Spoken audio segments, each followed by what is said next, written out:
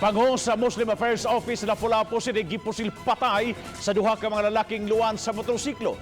Ang insidente nahitabo pipilang katikang sa Lapu-Lapu City Hall o Lapu-Lapu City Police Office. Apan wag yung madakpi ang mga sospek. Si Luan Mirundina adunay live report. May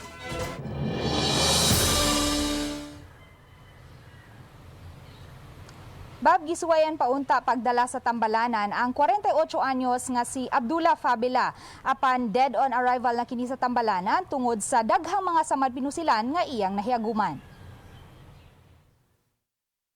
Gikan lang mitambong sa Muslim Leaders Association meeting si Abdullah Fabila alas 3 kagahapon sa hapon sa may ABC building. Human sa tigom, milaho si Abdullah sa gawas nga bahin sa Hoops Dome. Apan kalit lang nga may miabot nga duha ka mga lalaking luwan sa motorsiklo ug mipusil sa makadaghang higayon sa biktima. Nagpasad sa crime scene ang unom ka mga empty shells sa caliber 45 pistol ug duha ka mga deformed slug. Ang dapit na hitabuan, pipila lang yun katikang sa Lapu-Lapu City Hall o Lapu-Lapu City Police Office. Matod sa hepe sa Police Station 5, atol sa buto-buto, din hinang dapita ang ilahang mobile kay padung nauntang mo pick up sa dinakpan diha sa Police Office.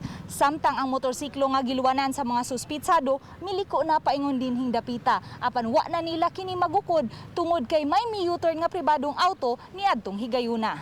Naharang man sila sa kaning mga nagpark diha nga sakyanan, nagbacking ba so wa din sila kakuan, nakasibat ang motor ilang gigukod, wa na nila nakiti pag abot nila diha sa luyo sa City Hall. Sulod sa pipila ka tuig nang nangu sa Muslim Affairs Office si Abdullah ug kanunay usab kining makigtambayayong sa kapulisan ug sa lokal nga kagamhanan sa dakbayan sa Lapu-Lapu. There's a marching order to the Lapu-Lapu City Police, to intensify the security within the City Hall compound and the rest of the city.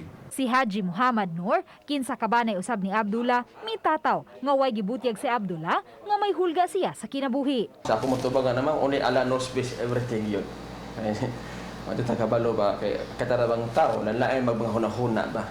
Pero wala ko lang, kasulti only Allah knows everything. Pero ano, tayo naman doon siya, ginubong naman gabi eh. As of now, under investigation ta, ang motive ato pang i-determine.